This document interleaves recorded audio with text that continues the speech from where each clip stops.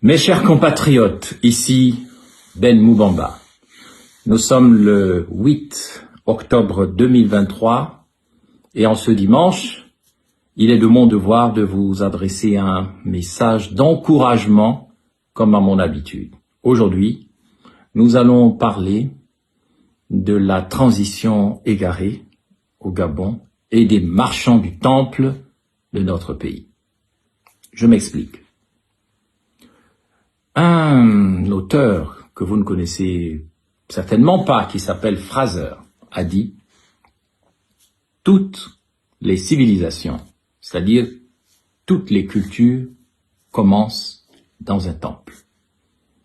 C'est pourquoi Samuel Huntington, un Américain très connu, un géopoliticien, a écrit un livre que la plupart des stratèges mondiaux connaissent, Le choc des civilisations. Et dans ce choc des civilisations, il dit que toutes les civilisations qui vont s'affronter à partir de maintenant appartiennent toutes à un temple précis. Par exemple, la civilisation russe appartient au temple orthodoxe, la civilisation occidentale au temple gréco-romain, la civilisation musulmane à la mosquée, la civilisation indienne, on sait, à l'hindouisme, la civilisation japonaise au shintoïsme, ainsi de suite, ainsi de suite. Il n'y a que l'Afrique qui apparemment n'a pas été comptée dans ce monde des temples et des civilisations. Et ne venez pas me dire que le temple du Mbanja au Gabon ou le temple du Bwiti ou on ne sait quel culte traditionnel est un temple considéré dans le choc des civilisations parce que nous nous trompons de temple. Nos temples ne sont pas, nous au Gabon et en Afrique en général, ceux que nous croyons, ce sont des temples importés. Le temple de l'Africain et du Bantou, c'est un temple universel et je vous expliquer pourquoi. Aujourd'hui, je viens vous expliquer pourquoi la transition du Gabon ne peut pas marcher parce qu'elle s'appuie et parce qu'elle appuie les marchands du temple. Qui sont ces marchands du temple? Je vais vous le dire dans un instant et vous dire aussi comment nous allons nous en débarrasser pour faire du Gabon ce qu'il doit devenir, mes chers compatriotes. Mais avant toute chose, je tiens à vous dire ceci. Chez les Bantous Pounou, chez les Papounou, on dit, lorsque vous arrivez, on vous demande votre devise et on vous dit « Kumbudibal ». Quelle est votre devise, mon garçon? Et vous donnez votre devise. En ce qui me concerne, ma devise, c'est-à-dire mon Kumbudibal, m'a été donnée en Ndendé en 2012 par un sage qui est malheureusement décédé aujourd'hui. Il a dit ceci et je vais le traduire. Il m'a dit, Ndeju, toi, Udzi, tu es. Lingensi adiba rambus bandeki. Lingensi adima rambus bandeki. Donc tu es le général ou le roi des oiseaux tissérands, qu'on appelle aussi les gendarmes au Gabon, qui a réveillé les oiseaux tissérands ou les gendarmes qui étaient endormis dans le matin calme et froid. C'est pourquoi je prends toujours pour mon devoir la capacité et la possibilité de dire la vérité en son temps. Et je suis venu au Gabon pour dire la vérité.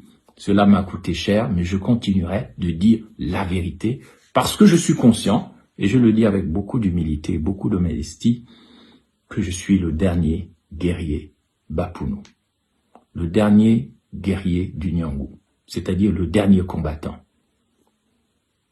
La plupart des acteurs voyaient dans la nomination des députés de la transition, qui sont donc illégitimes, ils n'ont pas été élus, ils ont été nommés. La plupart de ceux qui ont été nommés dans le Nyangou ne sont pas des combattants. Ce sont des acteurs politiques, ce sont des gens éminents, des intellectuels, des politiciens, des acteurs qui ont un nom, mais ils ont en commun qu'ils ont renoncé à la dimension de Mavurulu de Mwabi, de Nyonda Makita, c'est-à-dire se battre jusqu'à la mort, jusqu'à la fin, jusqu'à perdre sa vie, se battre contre le colonialisme et contre le despotisme occidental. Et ils ont choisi donc d'accepter des nominations qui les avilissent, c'est-à-dire qui font éteindre leur fréquence, parce que quand on est un professeur agrégé,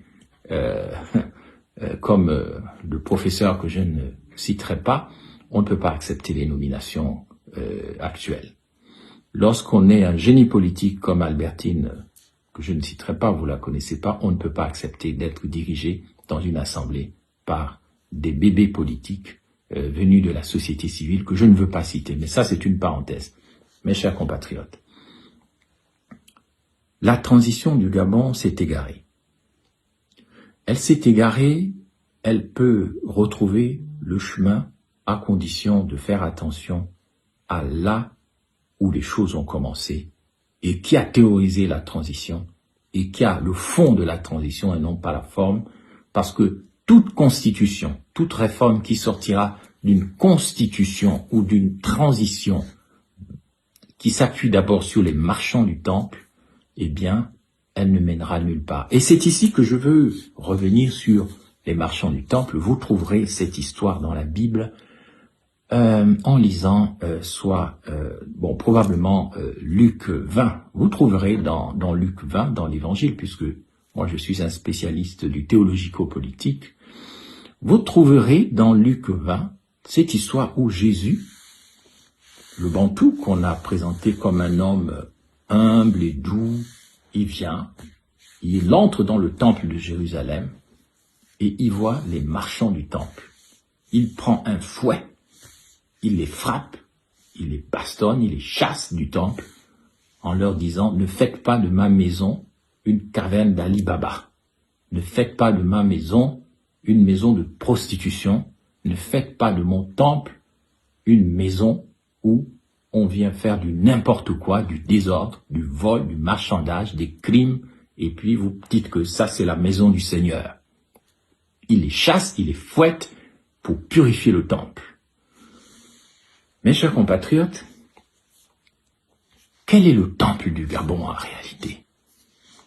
Pourquoi l'Afrique n'est pas une civilisation respectable?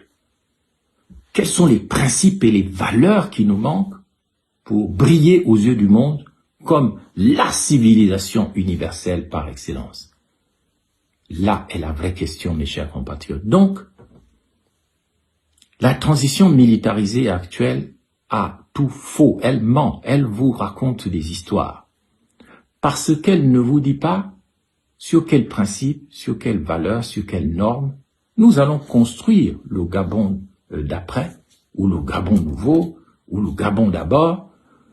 Et elle s'appuie sur du spectaculaire, sur de la manipulation, sur un certain nombre de choses qui font que on est comme distrait, on ne voit pas les vrais problèmes. Quels sont les vrais problèmes? Et là, je m'adresse aux jeunes Gabonais. Sachez que on peut vous présenter tous les scénarios possibles, mettre des gens en prison, raconter ceci ou cela. Ne vous faites pas avoir, parce que le vrai enjeu du Gabon de demain, du Gabon d'après, c'est que faisons-nous de la richesse du pays? Où passe l'argent du Gabon? Pourquoi l'avenir des générations futures est déjà bloqué d'avance?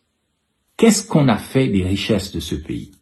Si on ne répond pas à cette question, et si on est dans la distraction, c'est-à-dire un tel a fait ceci, un tel a fait cela, eh bien, on va passer à côté de la transition véritable, et ce sera une transition égarée.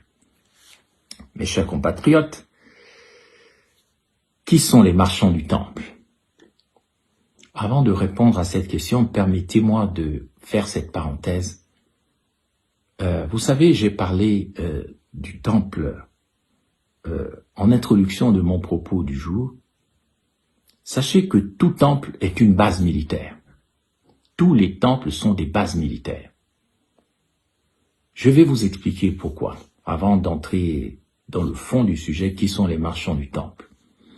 Les temples sont des bases militaires parce que les temples sont habités d'abord par des choses qui vont être à la base d'une civilisation. Par exemple, moi qui ai fait le tour du monde à la recherche d'une réponse sur le Gabon, Je me suis rendu compte en pénétrant dans tous les temples, je dis bien tous les temples, musulmans, hindouistes, bouddhistes, japonais, et je m'arrête pas là, je suis entré dans tous les temples pour comprendre quel est le fond de chaque civilisation et pourquoi nous au Gabon, en particulier et en Afrique, nous n'avons pas de temple et nous ne rayonnons pas comme une civilisation.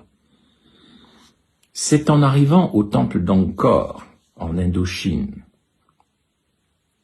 l'ancienne Indochine, que j'ai compris en entrant dans le temple de pierre d'Angkor, en observant tous ces serpents, tous ces cobras à 7 têtes qu'il y avait partout dans chaque temple, que j'ai compris pourquoi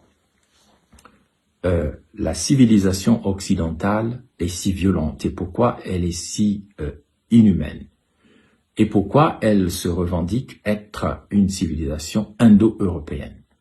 Mais parce que lorsque je suis rentré dans le temple d'Angkor en 2019 et que j'ai observé la manière de prier des moines et quelles étaient la plupart des sculptures qui étaient dans ce temple, j'ai observé qu'il n'y avait que des cobras, des cobras, des cobras. Et chez nous, les Pounous, on dit « Moubambna Moudoum Peyamoul », c'est-à-dire le cobra et le serpent vert, le serpent flamboyant, parce que Moubamba, ça veut dire le serpent flamboyant, qui vit dans les arbres et qui suit le soleil. Chez les Pounous, on dit « Moubambna Moudoum Peyamoul », le cobra et le serpent vert, donnez-moi la bénédiction, parce que vous êtes deux frères jumeaux, mais vous vous combattez.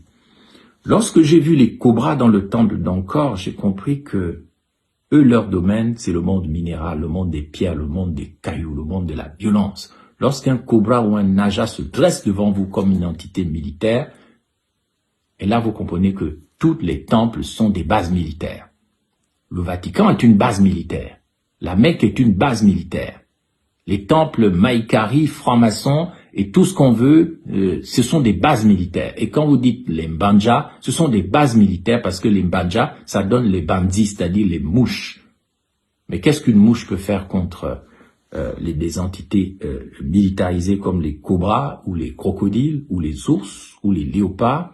Là est la question. Mes chers compatriotes, nous devons comprendre que notre civilisation est en danger à cause des marchands du temple, et le problème de la transition au Gabon, c'est qu'elle ne veut pas faire la rupture avec les marchands du temple.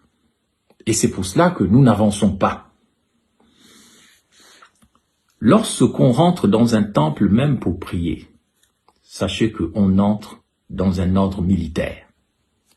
Qu'est-ce qu'un militaire? Chez les latins, on dit militariae, c'est-à-dire ce sont des milices qui envahissent la terre. C'est ça un militaire. C'est comme des chats qui envahissent, des chats des mers qui envahissent la terre. Comme si des requins sortaient de la mer pour envahir une terre. C'est ce que ça veut dire militaire. Les militaires, chaque militaire a le caractère de sa couleur. Les chats noirs se comportent comme des chats noirs. Ils ont le caractère des chats noirs. Les chats rouges, les chats blancs. Voilà pourquoi chaque corps militaire se comporte selon la couleur qu'on lui a donnée. Les bérets rouges, et ils sont là pour faire couler le sang, les bérets noirs, ils ont leur mission, les bérets verts. Chaque corps militaire a une mission très précise et c'est en général une mission de violence. Donc, quand on parle du pouvoir des militaires, on parle d'un pouvoir très éminent et très profond qui a comme base militaire, comme base un temple. Donc, mes chers compatriotes, quand Jésus chasse les marchands du temple, il veut débarrasser le temple, qui est le corps humain, parce qu'il a dit « détruisez ce temple », c'est-à-dire mon corps, et je le rebâtirai en 3 jours. Les gens n'ont pas compris. Il veut que le Gabonais, le Bantou, l'être humain, soit libéré des mauvaises choses, des mauvaises idées qui possèdent chacun de nous et qui nous empêchent d'évoluer, qui nous empêchent d'avancer. Mes chers compatriotes, le problème du Gabon, c'est que on peut faire une transition, on peut mettre les gens en prison, mais en réalité, si on ne sait pas quel est le temple du Gabon, avec quel genre de marchand fait-on alliance, eh bien on ne pourra jamais évoluer. Quels sont donc les marchands du temple gabonais avec lesquels la transition militarisée fait alliance et qui condamne la transition à l'égarement. Avant de le dire, retenez bien ceci.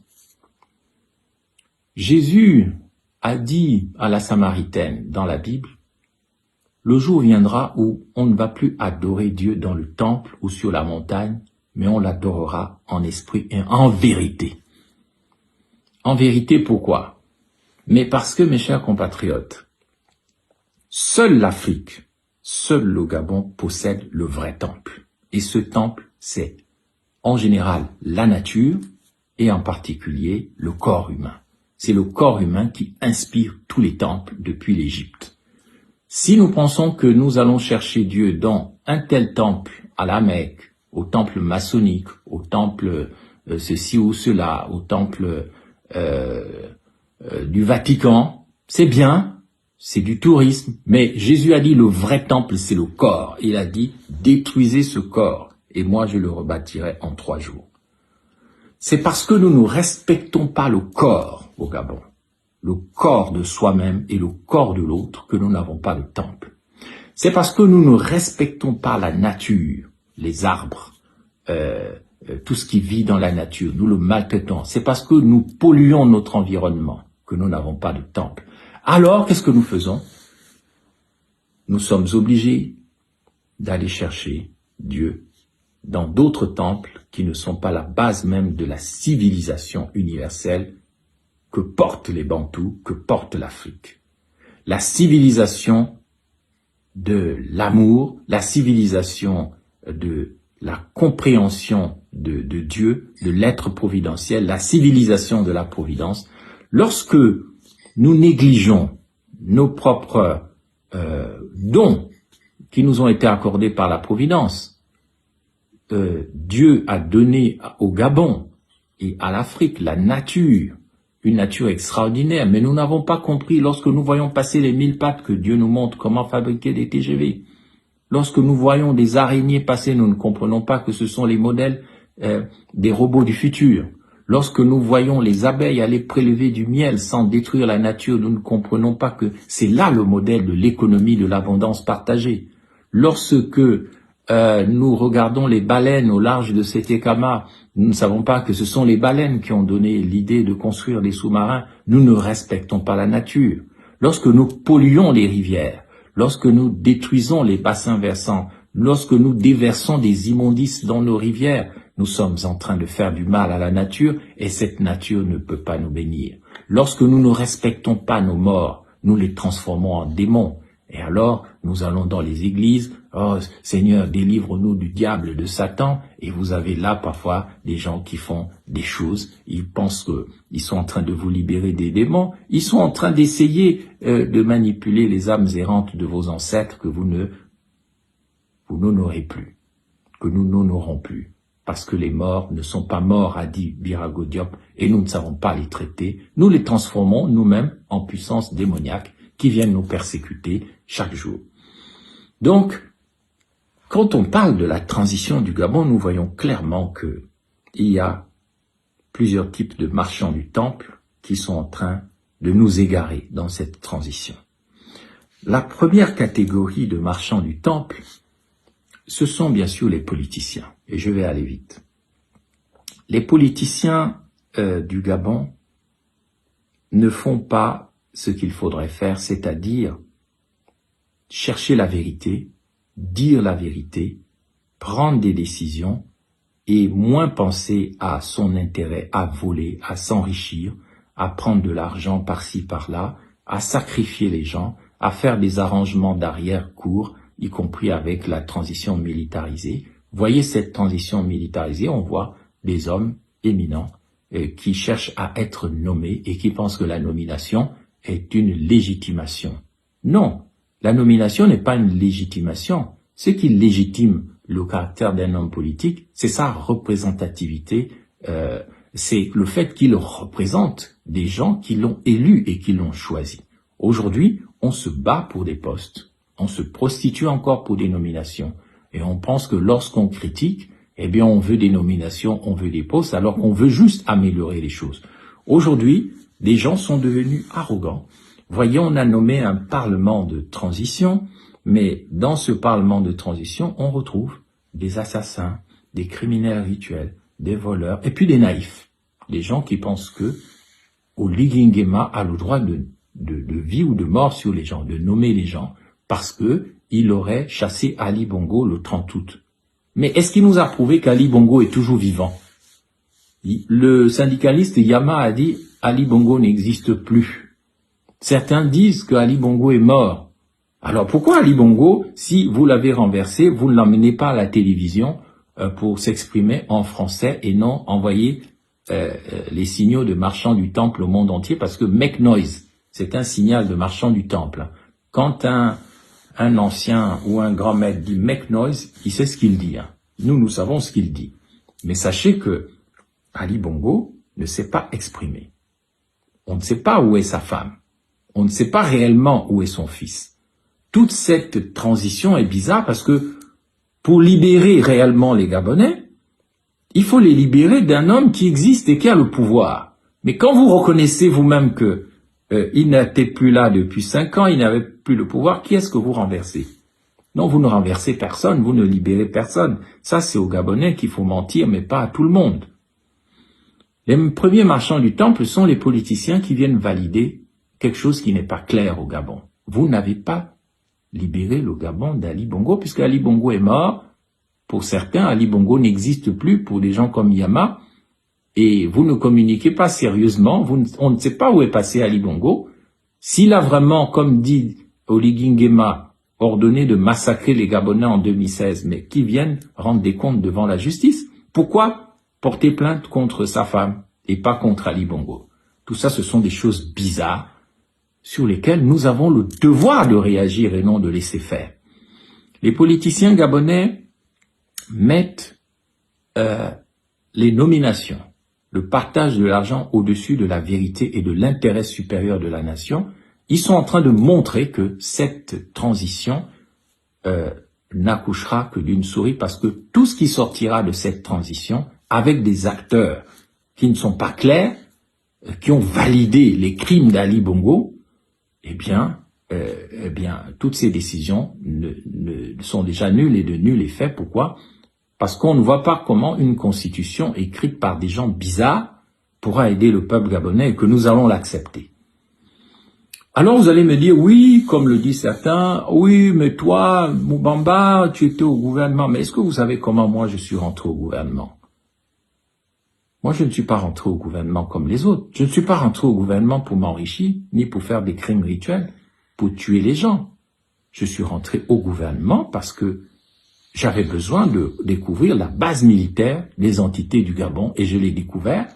Je ne me suis pas enrichi, je n'ai tué personne. Liban Suleiman, un jour, quand j'étais au gouvernement, m'a dit « Tu es le patron des terres du Gabon, tu les vends, tu prends l'argent, tu partages avec nous ». J'ai dit non. Allez lui demander.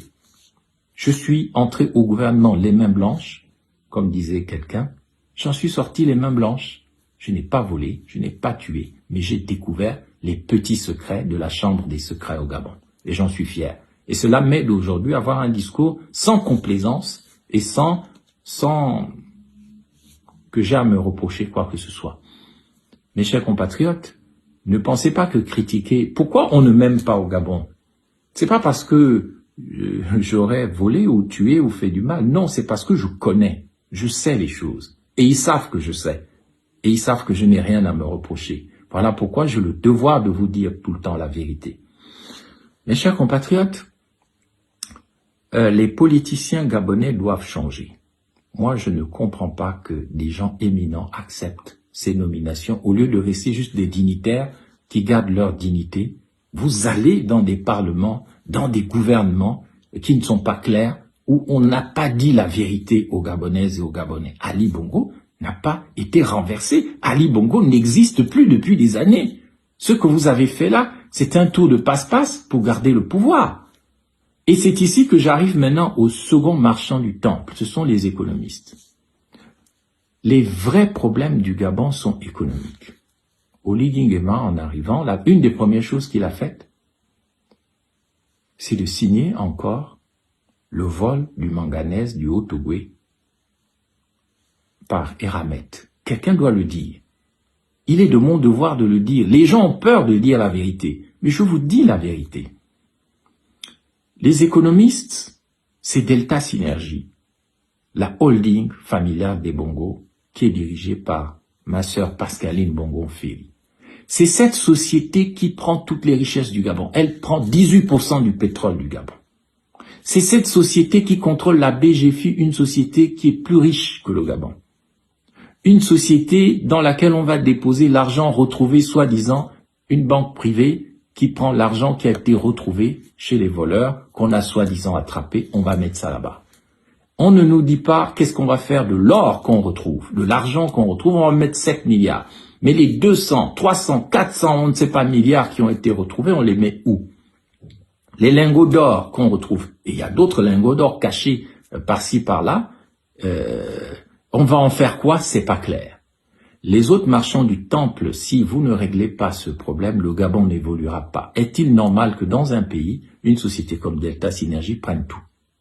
Est-il normal dans un pays que une société comme Olam soit propriétaire des terres du Gabon, pollue les rivières, pollue les eaux du Gabon?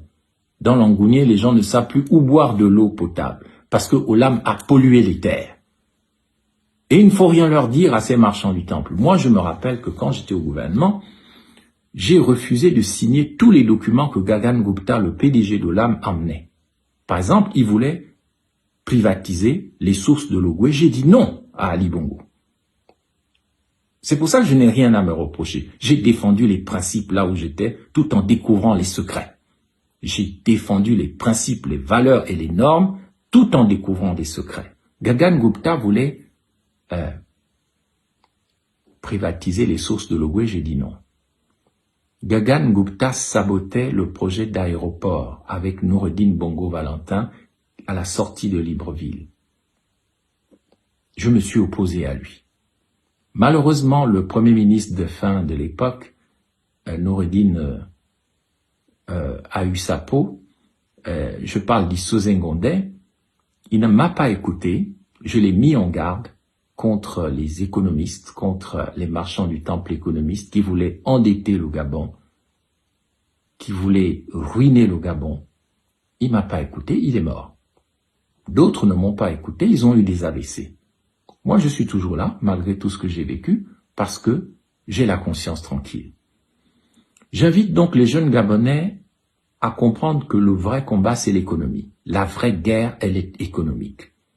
La vraie guerre, avant qu'elle soit la guerre des âmes, c'est l'argent. Si vous ne vous battez pas pour contrôler notre pays financièrement et économiquement, tout ce qu'on fait, c'est de la blague. Le pétrole va sortir. L'or, le diamant, le cobalt demain, les terres rares, le bois. Quand vous aurez coupé tous les arbres du Gabon, le Gabon n'aura plus de temple. Le Gabon deviendra un désert. C'est ça le vrai combat. Et le CTRI et la transition militaire et leurs complices naïfs ne veulent pas s'exprimer sur la question parce que ce coup d'État a été organisé par Pascaline Bongo, Ohima et le Congo-Brazzaville. Il faut avoir le courage de le dire avec le soutien de la France-Afrique pour qu'on continue de piller le Gabon parce que si le Gabon se libère, la France-Afrique est morte. C'est la bête qui était, Apocalypse 17, qui n'est plus et qui veut revenir à la fin des temps france-africains, c'est-à-dire à la fin de ces 5 siècles de colonisation et d'esclavage qui ont commencé au XVe siècle et que Dieu a décidé d'arrêter. C'est ça le vrai combat. Il ne s'agit pas de la haine des Blancs ou de l'Occident. L'ordre colonial qu'on appelle le Saint-Empire germanique et romain est terminé. Dieu a déjà signé le décret pour en finir avec cette domination occidentale. Ce n'est pas moi qui le dis, c'est Nicolas Sarkozy et des figures occidentales qui ont déjà compris ce qui se passe. Alors, si nous avons, nous, au Gabon, des gens de la transition qui ne comprennent pas ça, alors ils ont tout faux.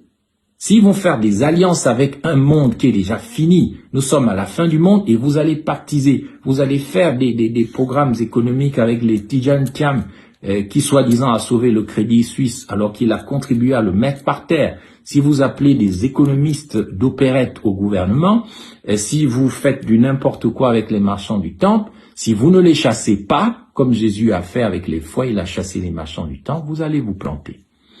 Il y a une autre race d'économistes, ou pardonnez-moi, il y a une autre race de marchands du temple, c'est les acteurs de la société civile. Moi, je fais partie des gens, ces gens qui ont fait des erreurs. Vous savez, j'étais dans la société civile, dans la plainte contre les biens mal acquis, comme une marionnette qui a été utilisée. Un jour, un grand acteur de la société civile m'a appelé pour me dire « Tu pourrais nous représenter », c'était en 2007-2008 à Paris, représenter, être le porte-parole des acteurs libres de la société civile gabonaise sur les biens mal acquis. Jusqu'à ce que je comprenne que cette plainte contre les biens mal acquis était manipulée en arrière-fond par ce qu'on appelle les fonds vautours, notamment américains, et parmi ces fonds vautours, il y a la banque Goldman Sachs, ceux qui ont inventé le prix Goldman.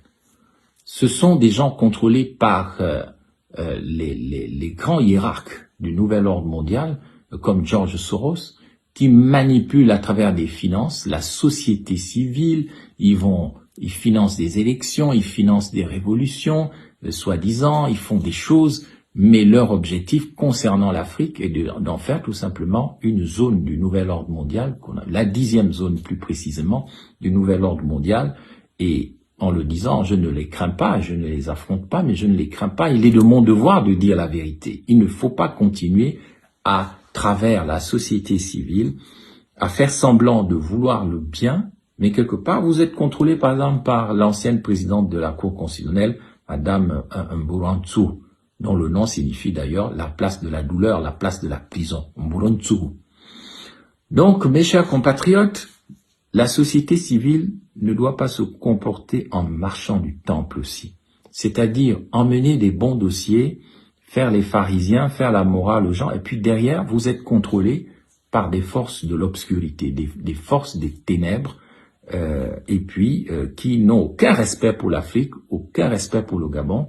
Tout ce qu'ils veulent, c'est piller le Gabon, piller l'Afrique, appauvrir, prendre les ressources naturelles, les matières premières, et puis après, la population, on les laisse mourir à travers des programmes de stérilisation, comme on voit aujourd'hui dans le Nyangou, dans le sud, les femmes ne font plus d'enfants.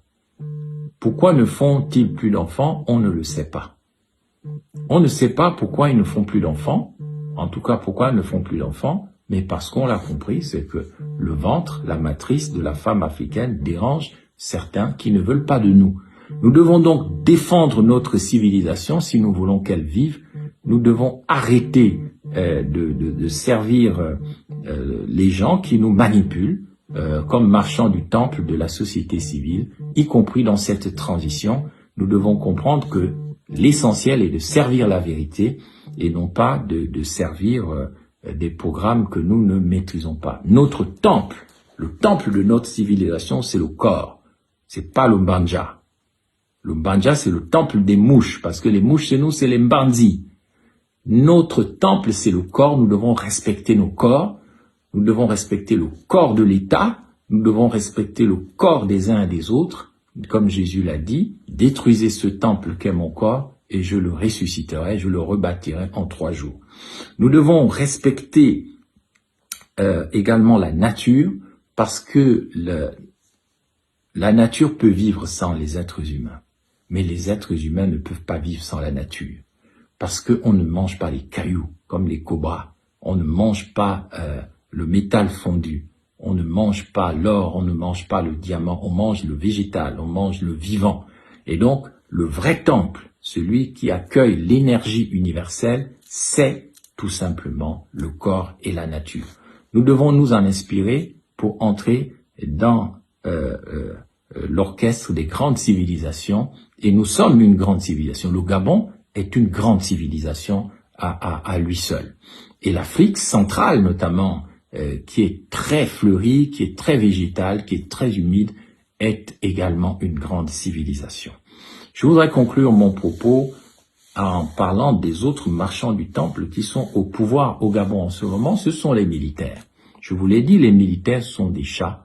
Les militaires sont des milices qui envahissent la terre. En tout cas, ils représentent ce mystère profond.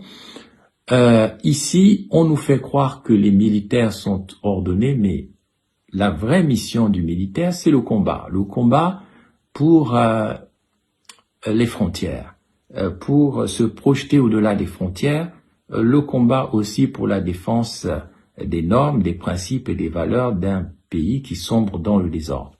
Donc on peut comprendre que ces marchands du temple parfois aient à entrer à l'intérieur d'un temple pour prendre le pouvoir, mais il n'est pas de la mission des militaires de l'exercer longtemps. Et on voit très bien aujourd'hui que tout est fait pour qu'il n'y ait plus d'élection au Gabon, qu'il n'y ait plus de légitimité, qu'il n'y ait plus de valeurs démocratiques et que maintenant un seul homme décide pour tout le monde.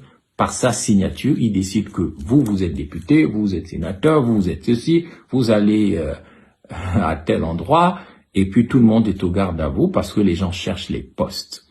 Les militaires doivent comprendre que ils ne sont pas là pour soumettre une population malgré elle. Les militaires doivent comprendre qu'ils sont là pour représenter la défense d'un temple, ou alors ceux du Gabon doivent comprendre que leur place dans le temple qu'est le corps, dans le temple qu'est la nature, c'est de permettre que ce corps soit vivant, que cette nature soit belle et ne soit pas détruite. Et c'est ici qu'on peut s'étonner justement qu'on signe des contrats avec des gens comme avant. On continue à faire les choses comme avant. On continue de nommer des voleurs, des gens qui veulent diviser les Gabonais entre eux, des gens qui considèrent que un tel n'a pas le droit de venir, un tel doit se taire, on doit l'écarter, il faut continuer de voler, de tuer, et malgré cela, vous allez dire que on entend aussi des gens qui disent que, eh bien, les militaires ont libéré le Gabon des crimes, mais non. Le Gabon était déjà libéré depuis un certain temps spirituellement, et c'est ce qui a permis aux militaires de venir. Donc j'appelle les militaires à la retenue. Mais j'allais oublier une autre espèce de marchand du temple avant de finir, c'est ce qu'on appelle les magiciens. On les voit beaucoup dans des temples religieux, des temples ésotériques. Ils font des incantations, ils jettent des sorts, ils disent des choses qui plaisent beaucoup aux populations, mais attention. Il y a des magiciens religieux, il y a des magiciens grands maîtres, des magiciens ésotériques, des magiciens... Dans tous les temples, il y a des magiciens.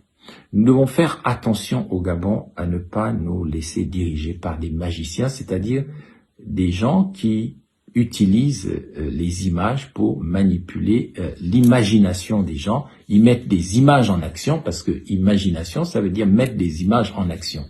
On va manipuler l'imagination des gens pour les conduire à penser faux, à penser dans l'erreur. Voilà pourquoi, face à tous ces marchands du temple, Jésus a pris des fouets, en Luc 20, il les a chassés du temple.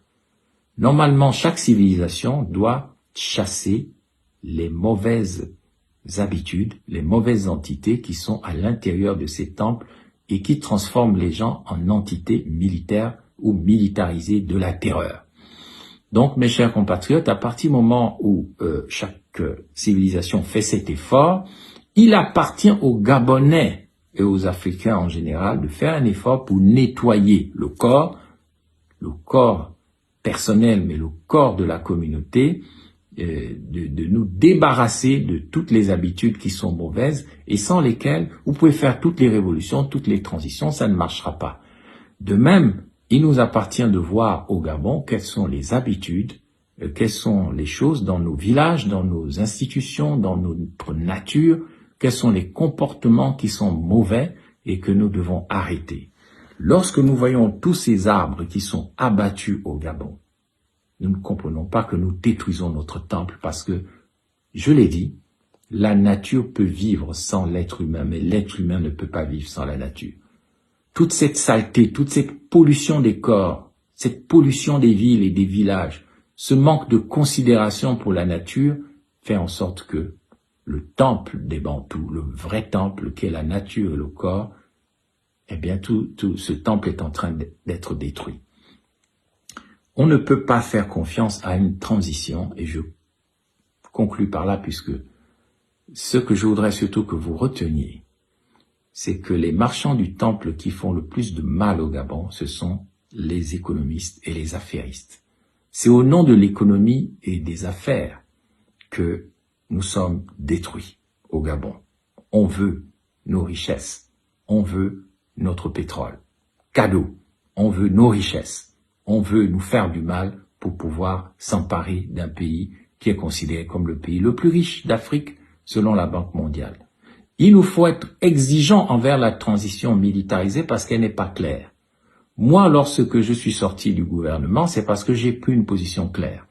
Face au Fonds monétaire international et au mécanisme élargi des crédits, j'ai dit, il n'est pas possible d'endetter les générations futures. Je n'ai pas été écouté par le Premier ministre Issou Ngondé et les mauvais amis qui le conseillaient mal.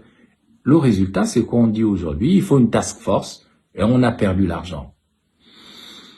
Eh bien, en tout cas, moi, je ne suis pas de ceux qui pensent que j'ai fait une erreur fondamentale en intégrant ce gouvernement parce que ça m'a permis de voir sans me compromettre. Ça m'a permis de voir les problèmes du Gabon sans me compromettre. Et je peux affirmer aujourd'hui, mes chers compatriotes, que la vraie guerre, c'est la guerre économique. Et aujourd'hui, ce sera mon dernier mot, il ne suffit pas aux militaires de faire dans le mimétisme pour sauver le Gabon, pour libérer le Gabon. Le mimétisme, c'est faire le caméléon, imiter les gens. C'est nous qui avons parlé de la transition avant tout le monde. Vous nous avez imités alors que vous vouliez faire un coup d'état sanglant à partir du Haut-Ogooué et de l'Ekoni où vous avez débarqué des armes en pagaille. Nous sommes au courant de ça. Donc, vous avez imité, mais qu'est-ce que vous faites de la transition? Rien. Vous imitez les idées des autres et en même temps, vous n'en maîtrisez pas le fond et vous faites dans la forme. Ça ne marchera pas. Donc, nous avons souvent prêché dans le désert, nous n'avons pas été compris, mais nous espérons être compris. Ce que je voudrais surtout que la jeunesse gabonaise comprenne, c'est que la libération du Gabon, c'est pas l'arrestation de X ou de Y. C'est d'en finir avec le système Bongo PDG qui a volé tout l'argent et qui a compromis l'avenir de plusieurs générations au Gabon. Parce qu'il n'est pas normal qu'une mafia prenne tout et puis ils viennent vous faire du spectacle qu'on appelle chez les Bapounou Bingan. Bingan, le jeu, le game. On vous distrait pendant qu'on vous vole. Un peu comme ces souris qui vous rongent pendant que vous dormez les doigts des pieds et puis qui vous soufflent aussi quelque chose de la fraîcheur et vous ne vous rendez pas compte qu'ils sont en train de vous grignoter à petit feu et vous vous réveillez, vous êtes blessé, vous êtes grignoté de partout et ces souris-là, on peut rien leur faire, on peut rien leur dire. Moi, je voulais surtout ce dimanche conscientiser les jeunes Gabonais. Il faut refuser cette transition. Faut pas la suivre. C'est une transition du mensonge et du désordre, du retour des mêmes qui vont continuer les mêmes choses. Si vous n'êtes pas vigilant, vous allez perdre le Gabon. Moi, je l'ai dit en 2017 à Mabanda, lorsque je suis sorti du gouvernement, je suis le dernier. En tout cas, chez les Bapounou. Voyez les nominations dans le Niangou. C'est essentiellement les pédégistes. À l'exception d'Annie-Flore Bachelis. Je ne sais pas ce qu'elle est allée faire dedans, mais bon, elle a ses raisons, je les respecte. Mais je suis le dernier. Et comprenez qu'il soit de mon devoir de vous parler, de vous dire toujours les choses. Je ne peux pas me taire. Et je n'ai rien à me reprocher. Oui, peut-être qu'en ce dimanche, je peux me confesser d'une chose. Oui, j'ai signé un ordre d'expulsion des squatteurs des logements sociaux qui ne leur appartenaient pas et où les gens payaient à des mafias des loyers qu'ils n'avaient pas à payer. J'ai ramené l'ordre, j'ai signé un ordre d'expulsion des squatteurs à Ngondje et à Bikele. Certains ont retrouvé leur logement, d'autres qui n'avaient pas droit à des logements les ont eus et d'autres qui ont été expulsés ont été relogés. Et sur Bikele, bien entendu, les squatteurs furent expulsés. Oui, je peux croire que on aurait pu laisser des illégaux occuper ces bâtiments de Bikele, mais quand on est nommé, on est serviteur. Et quand on est serviteur de l'État, on applique la loi de l'État avec discernement. Mais je suis obligé de reconnaître qu'en ce temps-là, le gouvernement des pélégistes, qu'on appelle aussi le gouvernement des mangeurs ou des mandjangos, ils m'ont piégé savamment en expulsant de manière exagérée les gens, contraire aux ordres que j'avais donnés, mais en aucune manière, Moubamba ne s'est enrichi. Moubamba n'a même pas 1 mètre carré qu'il a volé en tant que ministre de l'État, pendant que les autres marchands du temple aussi que j'oublie, hein, les intellectuels, les pédants, ceux qui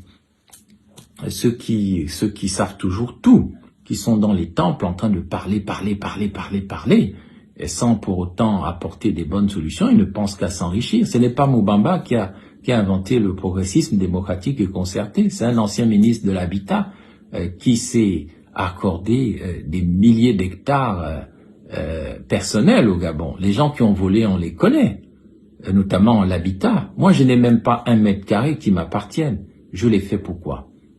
Parce que je crois aux principes, aux valeurs et aux normes.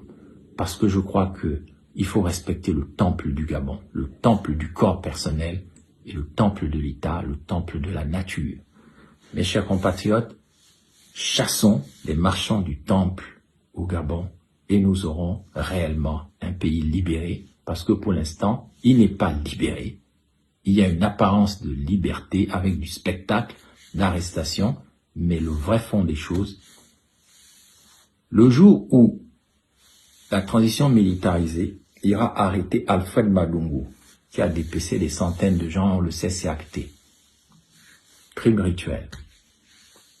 Le jour-là, eh bien, moi je croirais dans cette transition. Je ne crois pas qu'ils le feront. Le jour où Ouima, le patron de la BGFI, va rendre des comptes, oui, on va parler.